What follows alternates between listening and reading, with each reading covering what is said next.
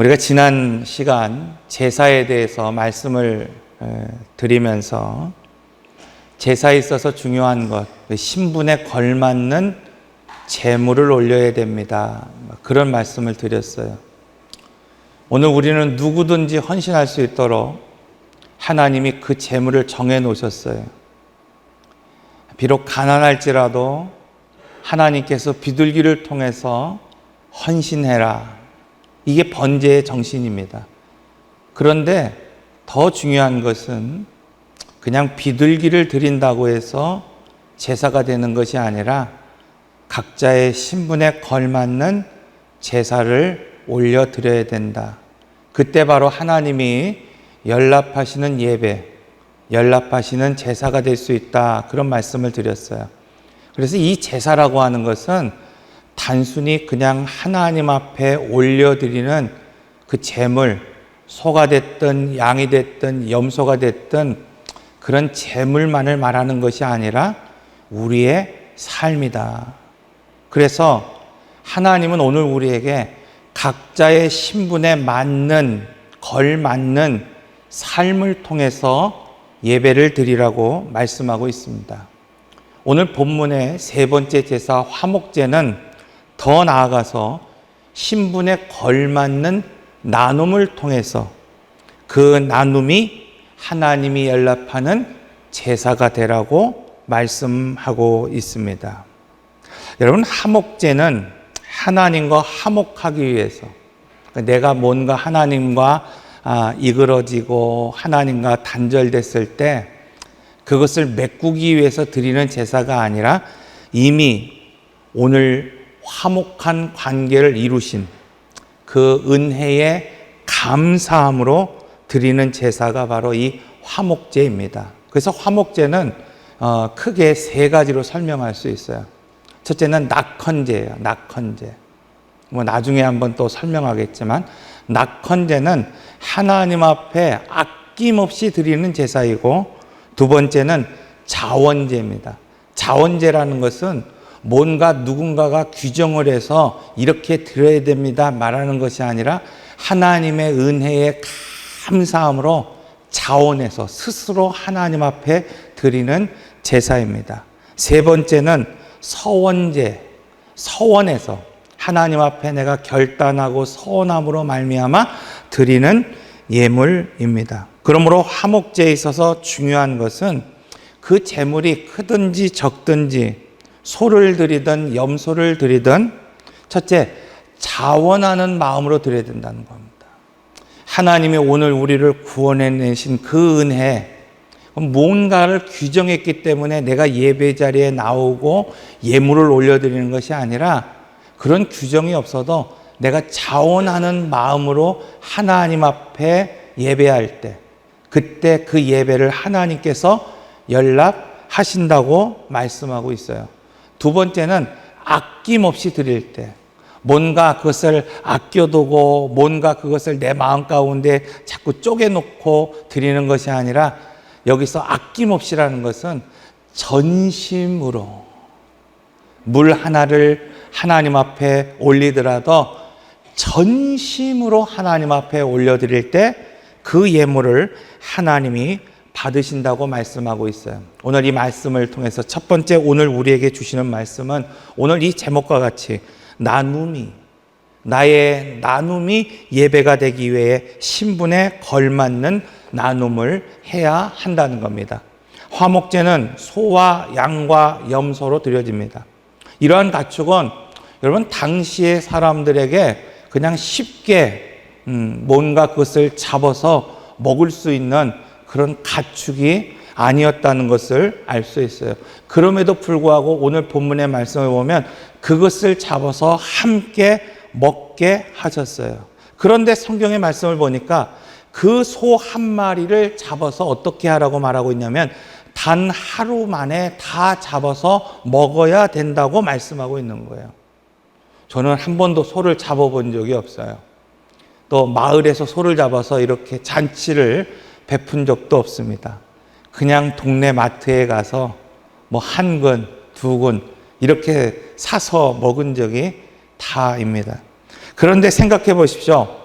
그 소를 가진 자가 소를 잡아서 제물을 드린다는 것도 정말 많은 그런 결단이 필요한데, 그 소를 잡아서 몇 날 며칠 동안 우려서 먹는 것이 아니라 단 하루 만에 그것을 잡아서 먹으라고 말씀하고 있습니다. 왜 그럴까? 여러분, 그것은 바로 이 화목제가 풍성한 나눔에 초점이 맞춰져 있기 때문입니다.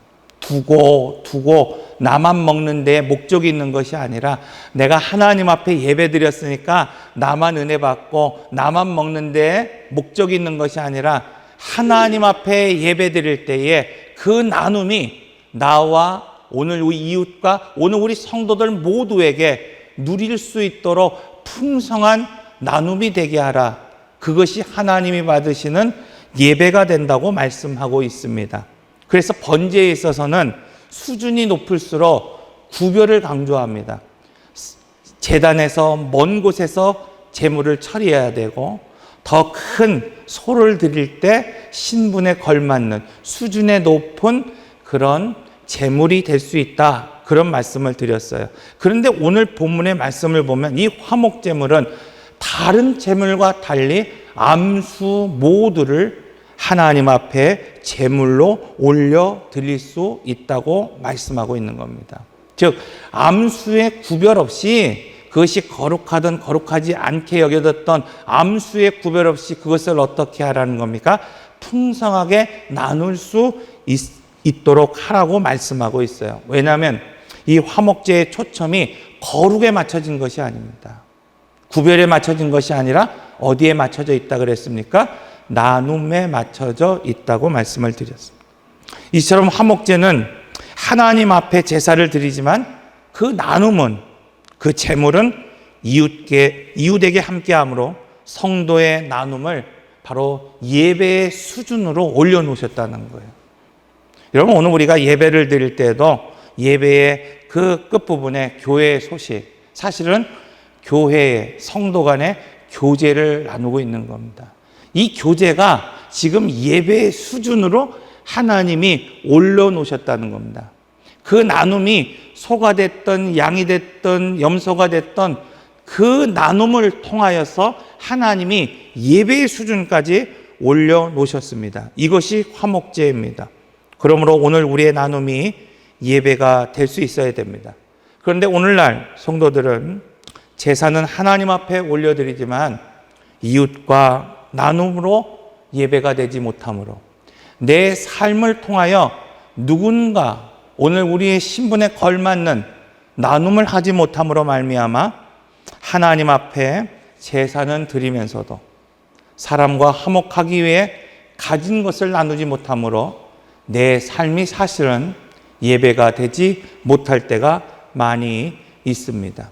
그래서 하나님은 번제에서 신분에 걸맞는 예물을 드리라고 했듯이 이 화목제를 통해서 신분에 걸맞는 그런 나눔을 드림으로 너의 나눔이 곧 예배가 되라고 오늘 우리에게 말씀하고 있습니다.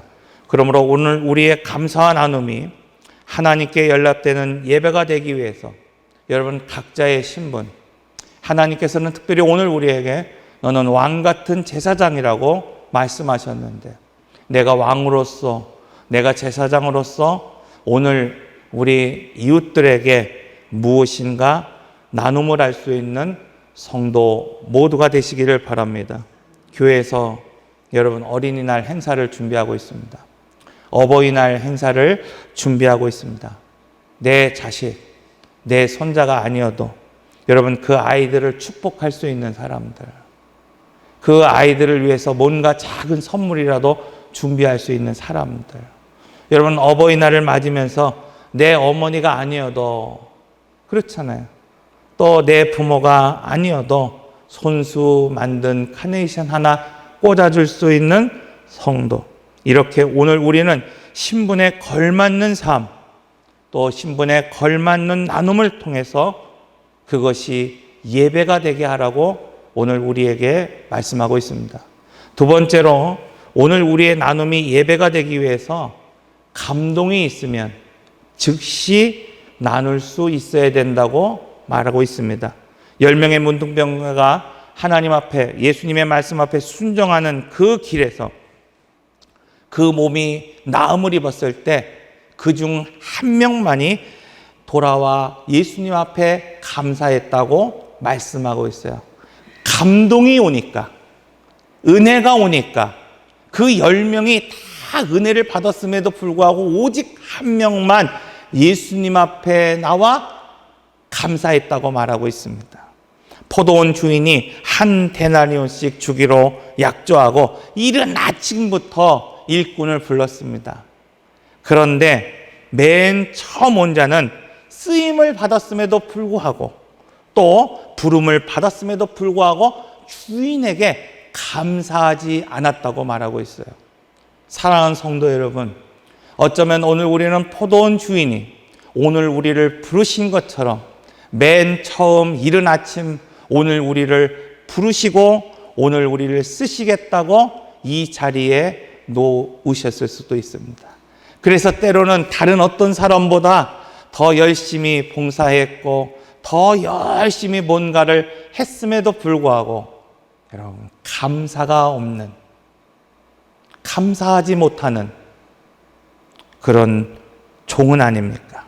이처럼 나눔과 감사는 즉시 마음에 감동이 있을 때, 하나님 앞에 드릴 때 그 제사가 열매 맺을 수 있다고 말하고 있어요. 다윗은 자신에게 허락되지 않은 것이 한 가지 있었어요. 하나님이 그렇게 다윗을 사랑했고 이스라엘을 별로 만드셨고 가장 위대한 임금으로 만들었음에도 불구하고 다윗의 소원을 들어주시지 않는 한 가지가 있었습니다. 그것은 오늘 우리가 잘 알고 있는 것처럼 그의 손에 피가 많이 묻었기 때문에 하나님을 예배하는 성전만큼은 다윗을 통하여 짓지 못하게 하셨다는 겁니다. 그러나 성경의 말씀을 보면 자신에게 허락되지 않은 일임에도 불구하고 그것을 하나님 앞에 영광 돌리는 일로 여기고 뒤로 물러서지 않았다고 말하고 있습니다. 그것을 내일의 일로 여기지 아니하고 내 자식의 일로 여기지 아니하고 오늘 나의 일로 여기며 즉시 그것을 준비하였다고 말하고 있습니다. 뿐만 아니라 그 모든 것을 기뻐하며 자원하며 드렸다고 말씀하고 있습니다. 이처럼 다윗은 자기에게 허락되지 않은 일, 자기에게 맡겨지지 않은 일일지라도 다른 사람의 일로 보이지 않고 나의 일로 여겼으며 내일 일, 나의 자손의 일, 내 자식의 일로 여기지 아니하고 나의 일로, 오늘의 일로 즐거이 섬겼습니다. 이처럼 다윗은 마음에 감동이 되면 즉시 행동했습니다. 하나님의 영광이 되면 당장 그 일을 행하였다고 말하고 있습니다. 그는 어릴 적 골리앗이 이스라엘 백성과 하나님을 모욕할 때에도 훈련받은 군인이 아니었고 제대로 된 무기 하나 없었지만 가만히 있지 않았다고 말하고 있어요. 그는 하나님의 이름을 욕되게 하는 그 골리앗을 보고 내일의 일로 미루지 않았다고 말하고 있습니다. 내가 좀 더 훈련받으면, 내가 좀 더 나이가 들면, 내가 좀 더 힘이 생기면 골리앗을 무찌르겠다고 생각하지 않았습니다. 그는 당장 이 골리앗과 나가 싸웠습니다. 그는 오늘 골리앗 앞에 서서 담대하게 나갔다고 말하고 있습니다. 사랑하는 성도 여러분, 오늘 우리도 모든 일에 있어서 감동이 있으면, 은혜가 있으면 그것을 내일 일로 미루지 말고 지금 해야 할 일, 그것이 다른 이의 일이 아니라 바로 내가 할 일이라고 여러분 즉시 섬길 수 있어야 합니다. 생각해 보십시오. 예수 그리스도께서도 오늘 우리의 구원을 미루지 않으셨습니다. 오늘 우리가 허물과 죄악 가운데에 죽어 있은 그때에도 아무런 고백도 아무런 변화도 없는 오늘 우리를 찾아오셔서 우리에게 즉시 우리의 죄를 담당하셨고 십자가를 지셨고 하나님의 뜻이라 여겼을 때에 그 즉시 십자가의 태속으로 오늘 우리의 죄를 사하여 주셨습니다. 누가복음 19장에서도 예수님은 삭개오의 고백을 들으시고 그 즉시 이렇게 선포하십니다. 오늘 구원이 이 집에 이르렀도다. 삭개오는 많은 사람들에게 세금을 착복한 나쁜 사람이었습니다. 삭개오는 수많은 사람들에게 손가락질을 당하는 매국노였습니다. 그런데 오늘 우리 주님께서는 그의 변화된 고백을 들은 즉시 오늘 구원이 이 집에 이르렀다고 선포하셨어요. 여러분, 이처럼 감사와 나눔은 즉각적으로 오늘 즉시 해야 하는 겁니다. 이스라엘 백성들을 보십시오. 그들은 받은 바 은혜가 컸음에도 불구하고 무려 40년이라고 하는 시간 동안 하나님이 지켜보고 계셨고 기다리셨음에도 불구하고 감사가 없었습니다. 교회가 힘이 없어서 직분을 맡기는 것이 아닙니다. 교회가 일이 없어서 누군가에게 일을 맡기는 것이 아닙니다. 우리로 하여금 감사할 수 있도록 하나님이 오늘 우리에게 시간을 주시는 겁니다. 하나님이 오늘 우리로 하여금 감사할 수 있도록 지금 기회를 주시는 것입니다. 그러므로 오늘 우리가 은혜를 입었다고 한다면, 허물과 죄악 가운데 죽은 나를 살리신 그 하나님의 은혜가 오늘 우리에게 있다고 한다면, 오늘 우리는 즉시 하나님이 나에게 맡긴 그 일, 나에게 부여한 그 소명을 여러분 감당할 수 있어야 합니다. 감동이 오면 여러분 그것을 내일 일로 여기지 말고 바로 오늘 일로, 지금 해야 할 일로, 나의 일로 즉시 감사하고 즉시 나눔으로 여러분의 삶이, 여러분의 기도가 연락되는 예배가 되기를 바랍니다. 세 번째로, 우리의 나눔이 예배가 되기 위해서 좋은 것으로 인하여 다툼이 있어서는 안 된다고 말하고 있어요. 자, 이스라엘 백성이 화목제물을 드린 이후에 소나 양이나 염소의 고기를 모든 사람들에게 함께 나눴어요. 그런데 오늘 본문의 말씀은 이렇게 말하고 있어요. 내장과 기름은 먼저라고 있어요.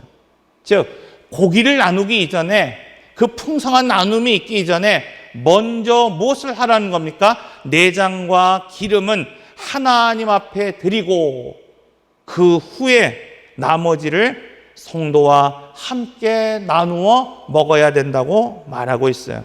왜냐하면 내장과 기름은 하나님이 받으시는 향기이기 때문입니다. 하나님께서는 오늘 우리로 하여금 다 먹을 수 있게 하셨습니다. 모든 사람이 나눌 수 있도록 하루 만에 그것을 먹으라고 말씀하고 있습니다. 그러나 단 한 가지, 내장과 기름만은 하나님 앞에 먼저 올림으로, 다시 말하면 감사를 할 때도 여러분 원칙이 있다는 겁니다. 감사를 드릴 때도 질서가 있다는 겁니다. 이것을 성경에서는 경계라고 말하고 있습니다. 에덴 동산에서 하나님이 아담에게 말씀하십니다. 창세기 2장 16절에서 17절, 여호와 하나님이 그 사람에게 명령하여 이르되, 아담에게 명령하여 이르되, 동산 각종 나무의 열매는 내가 임의로 네 마음대로 먹되 선악을 알게 하는 나무의 열매는 먹지 말라. 경계입니다. 내가 먹는 날에는 반드시 죽으리라 하시니라. 하나님이 어느 때 기뻐하시느냐? 여러분, 경계를 지킬 때, 하나님과 피조물의 경계를 지킬 때, 하나님이 6일 동안 창조하신 이후에 오늘 우리로 하여금 그 모든 것을 먹게 하셨습니다. 누리게 하셨습니다. 그 주의를 지킨다는 것은 다른 것이 아니에요. 하나님이 이 날을 복을 주셔서 이 날을 통하여 오늘 우리에게 하나님이 준비하신 그 은혜와 복을 오늘 우리로 하여금 누리게 하셨다는 겁니다. 그러나 단 한 가지가 있어요. 동산 중앙에 선악을 알게 하는 나무의 열매만큼은 먹지 말라는 거예요. 아담은 그것을 늘 바라보면서 살았어요.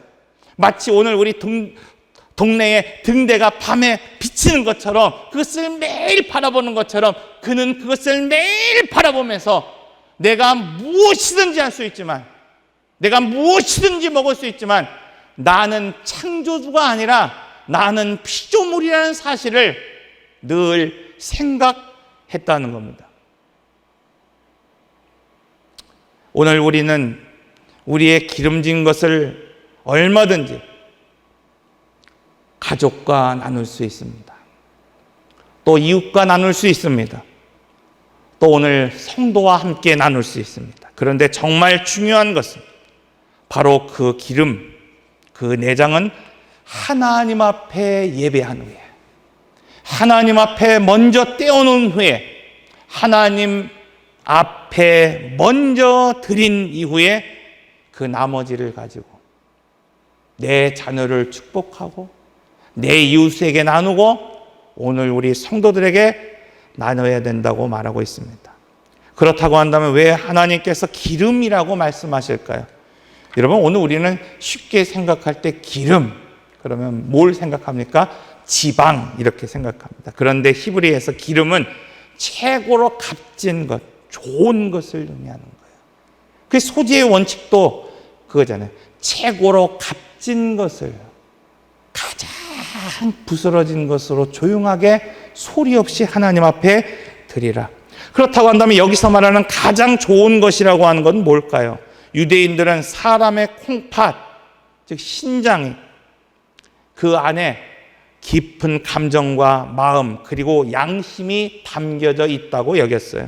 그래서 히브리어로 마음이라는 단어를 콩팥이다, 신장이다 이렇게 사용합니다. 예를 들어 예레미야 11장 20절의 말씀 보면은 사람의 마음을 감찰하시는 만군의 여호와여, 이것을 히브리어 원어로 보면은 사람의 마음 대신에 사람의 콩팥을 감찰하시는 만군의 여호와여 이렇게 기록되어 있다는 거예요.